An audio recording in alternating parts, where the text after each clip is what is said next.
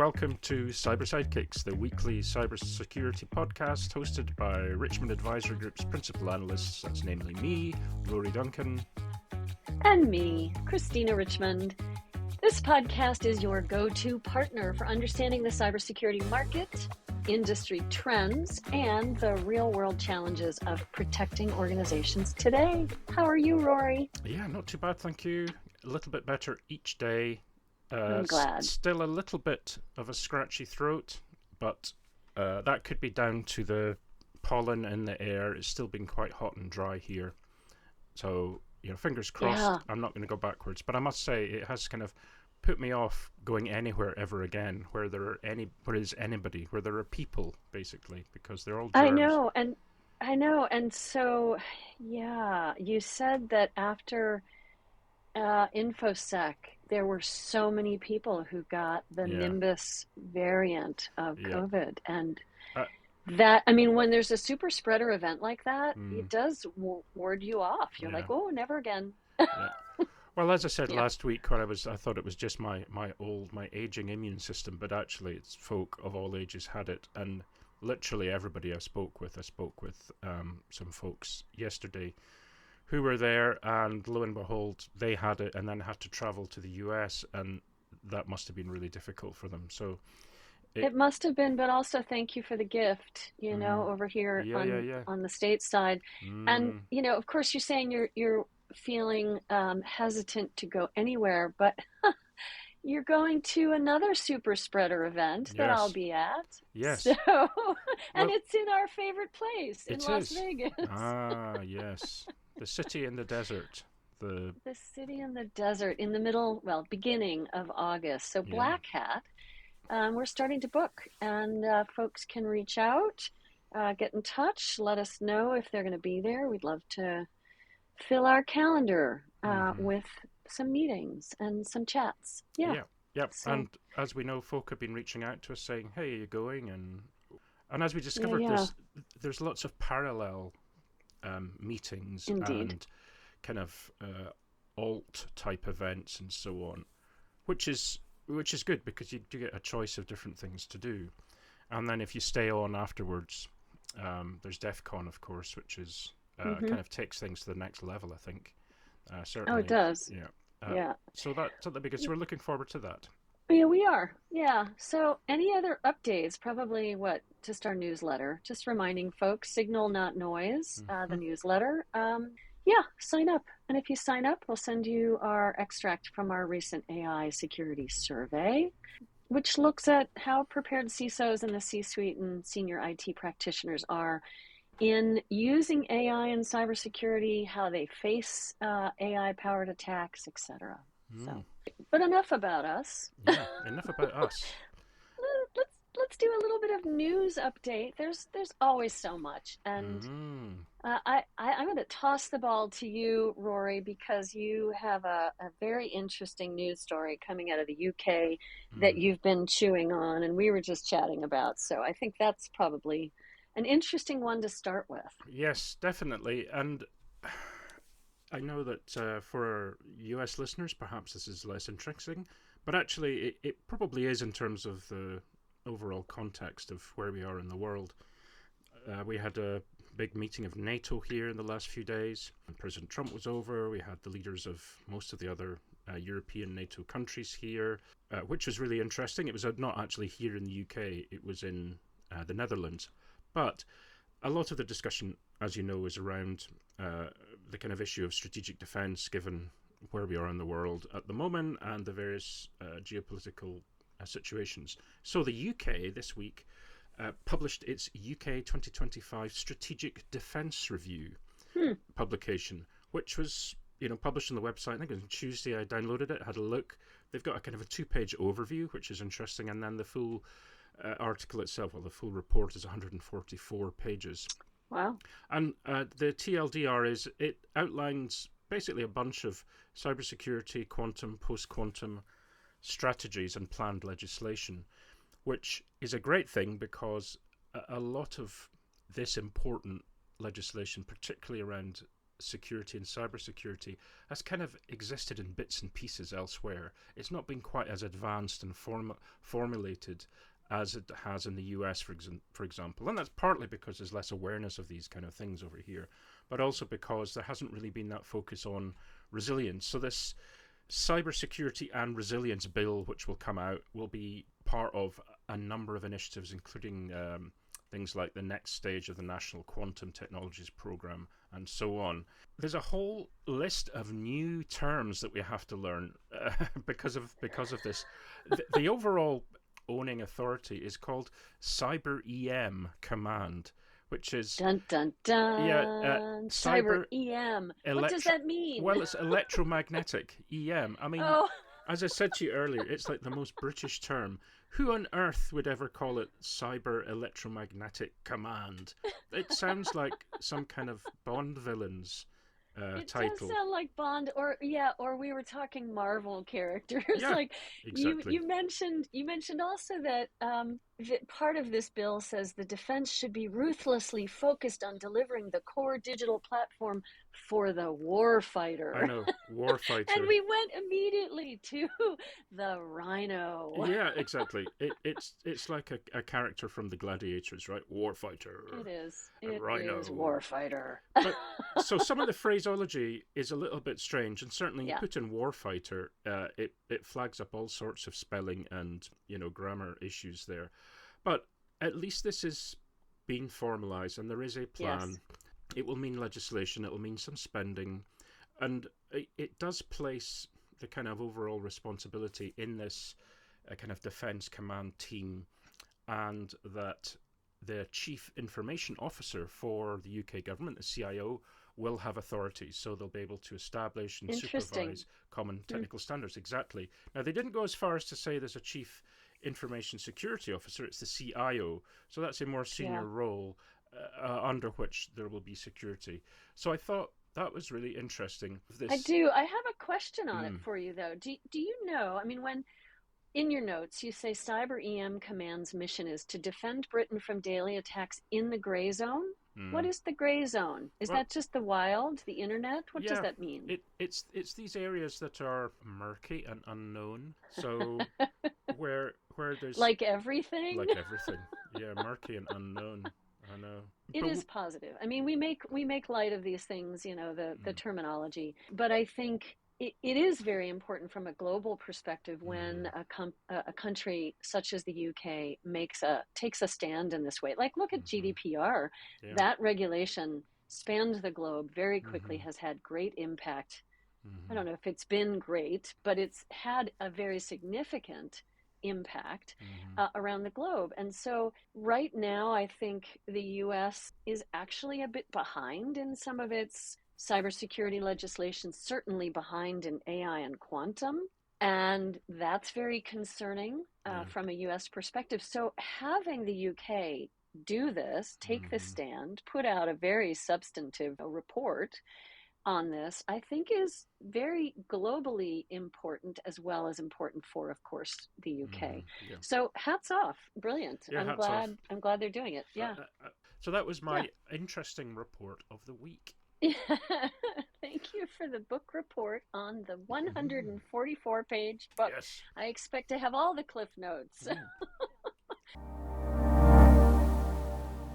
Let's talk about the latest in M&A. Oh gosh, a lot going on. Just in general, I mean, cybersecurity has always been a very high M&A industry. We went through a bit of a lag a year ago, and people were going, oh no, what's happening? VC money had slowed down, acquisitions had slowed down, but they're back.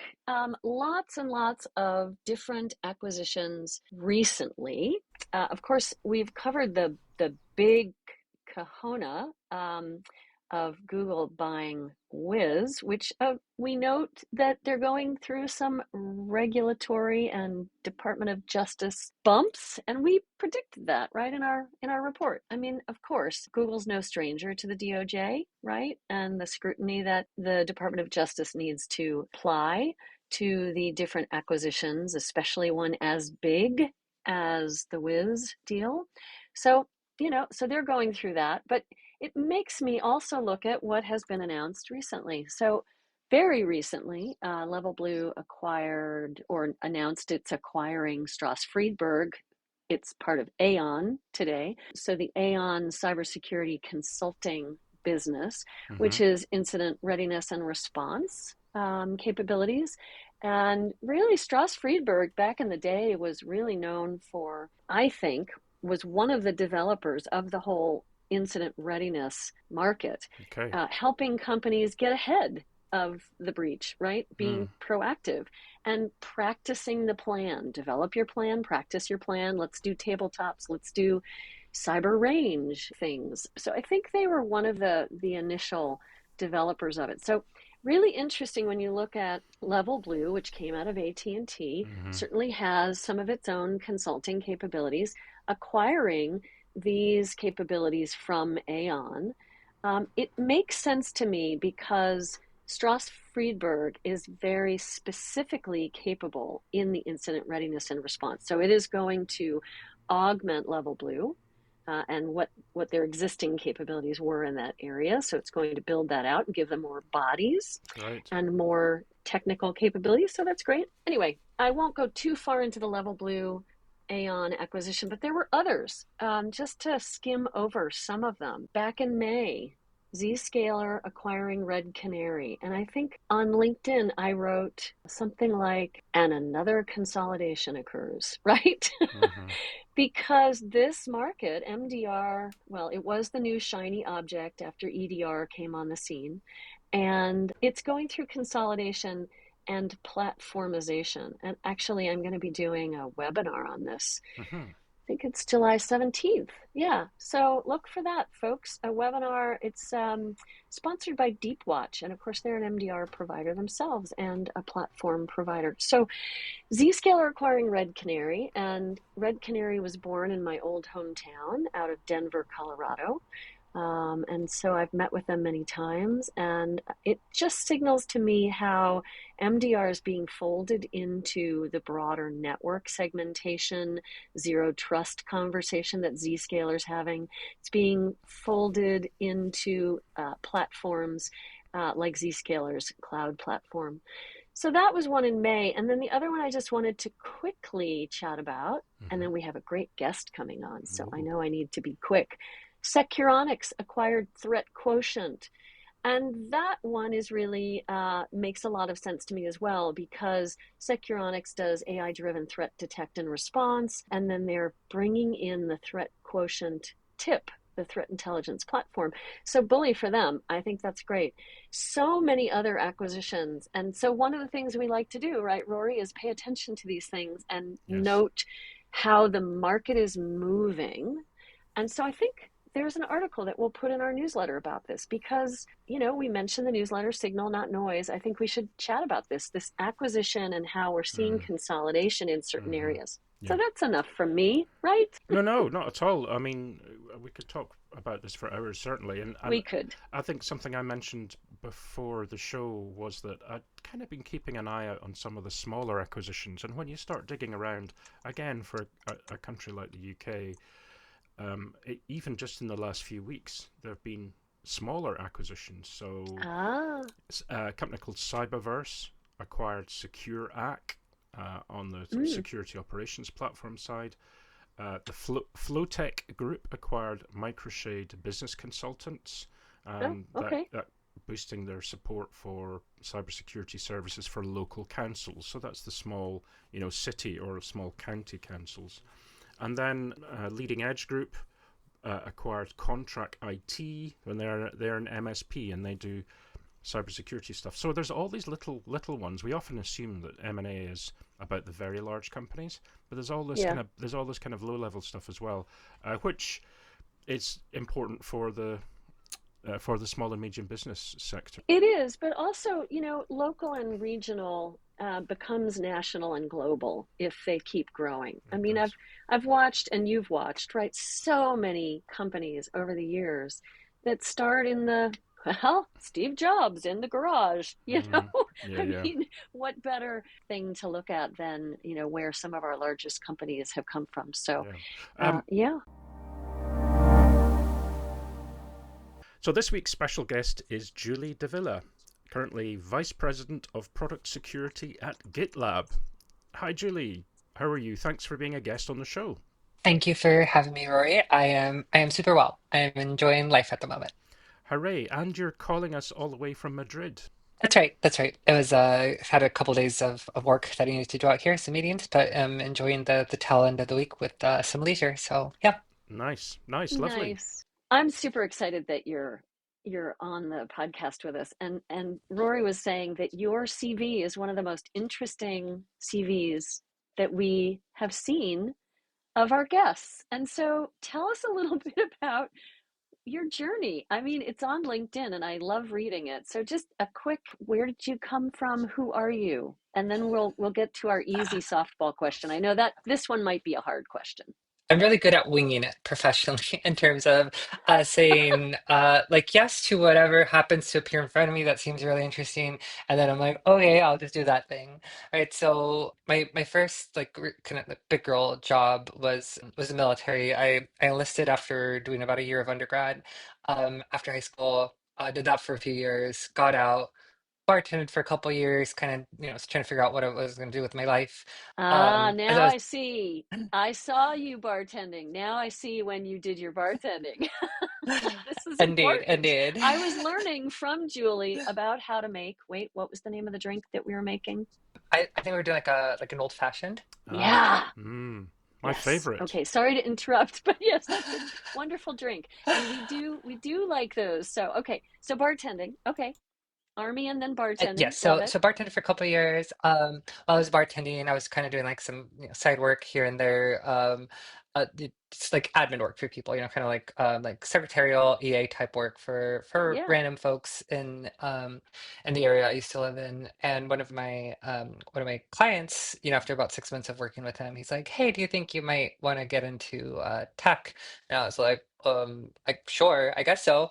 And and so he sort of pointed the finger toward AWS, and this was when AWS was really first starting out. It was EC2 RDS S3, and that was AWS back in the day where a person could learn all of AWS in in a matter of months. And so that's kind of how I started. I really kind of like learned it by helping kind of smaller businesses set up WordPress that I would kind of install from scratch on AWS, with the three-tier web app type of thing.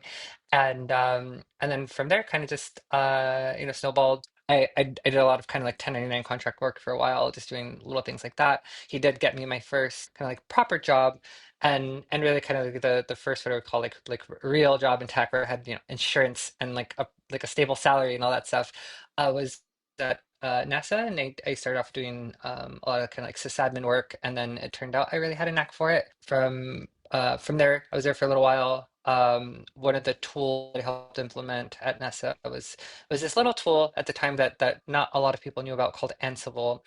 And they Yeah. were a small startup, and they reached out to me on the side. They're like, "Hey, we're looking for consultants. If you're interested in doing like pro serve work for us, let us know." So the following week, I let them know.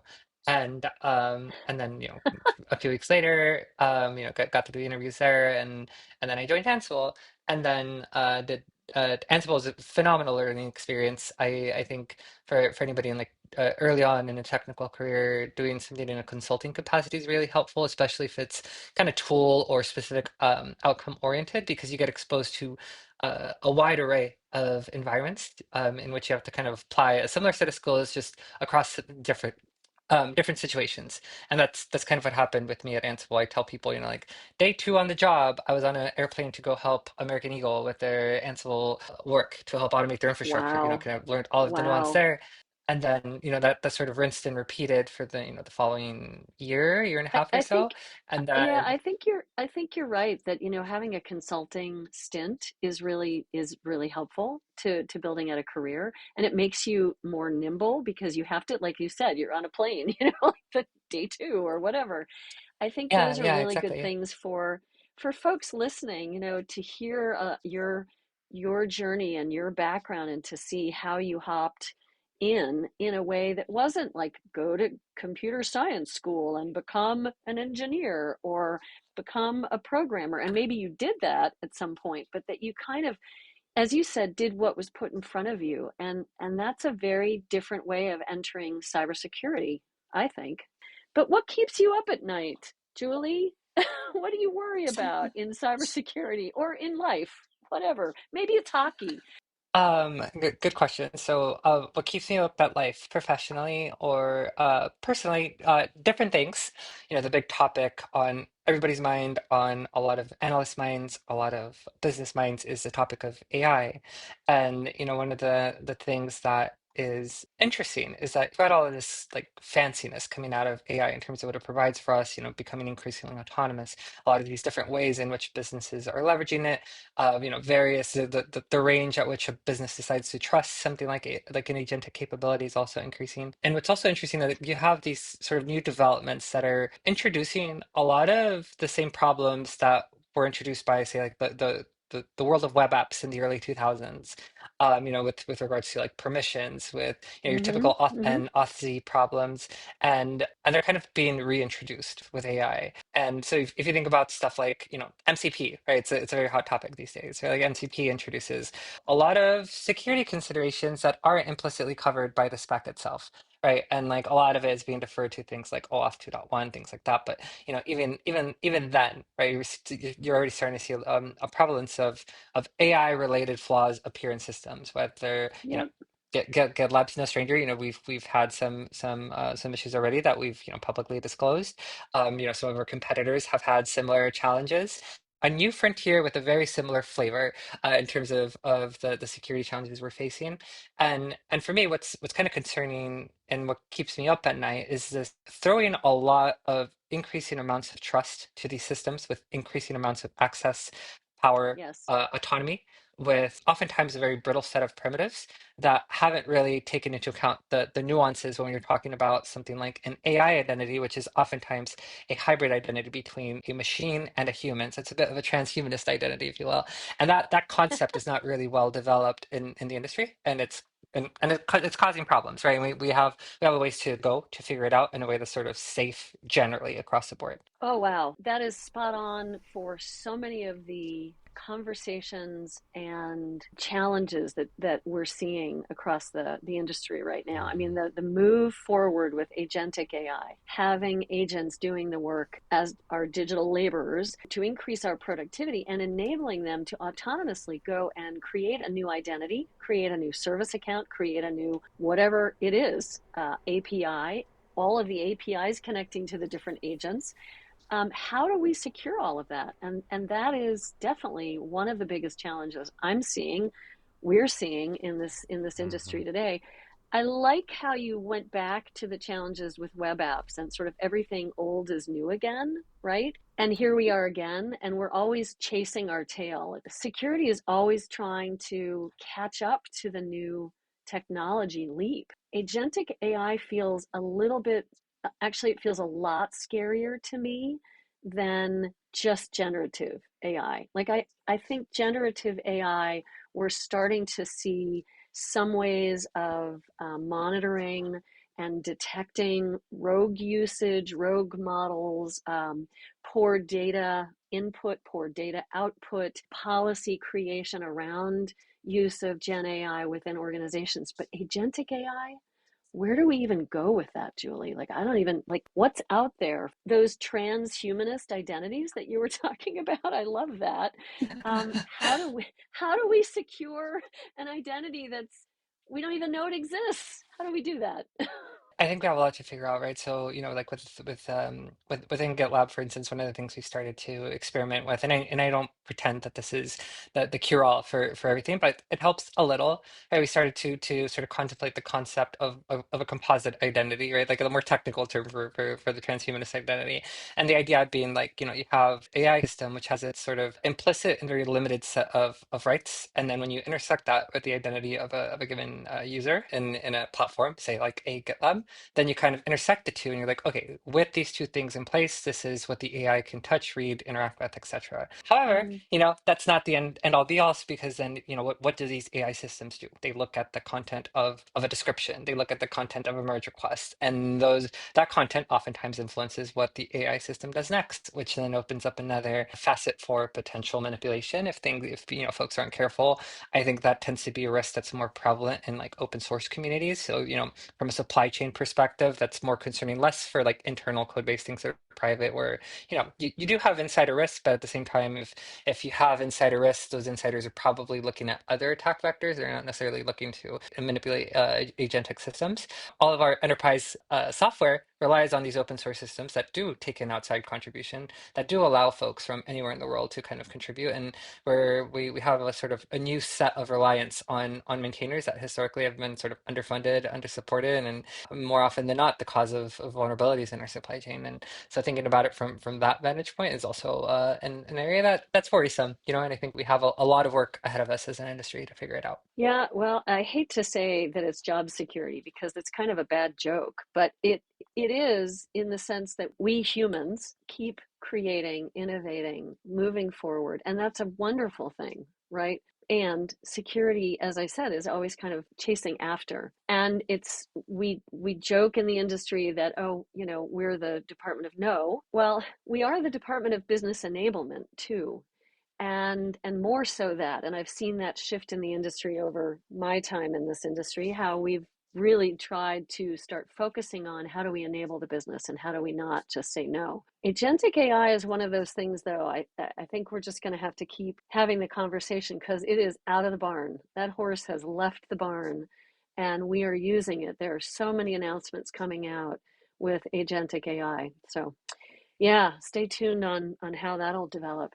So I'm curious also about critical infrastructure because you have that in your bio, and it's one of the things that probably keeps me up at night the most when I'm going into my little paranoid fits, which we all do, I think, in this industry. When you say enabling critical infrastructure software factories to develop the secure software faster, and I know that's core to what GitLab does, I just wonder, is there something in there that you think about, given everything going on in the world, geopolitically, socioeconomically, that critical infrastructure, to me anyway, is the most vulnerable? Is that something that you find you worry about as well?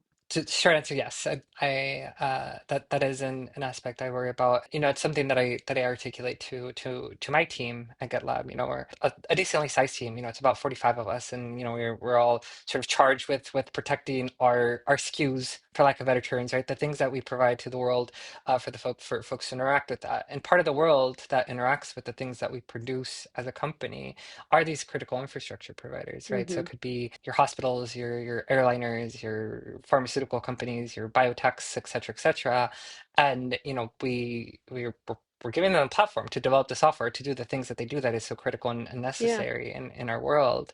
And as a platform, it's not just securing GitLab the company. It's securing our platform, and by proxy securing the platform that other companies use, these companies that live in very critical points in our lives, to protect against supply chain attacks, against runtime attacks, those sorts of things that, because of geopolitics, are oftentimes very, very attractive targets to those that seek to harm others, right? yeah. However they may, to drive the influence that they want to drive.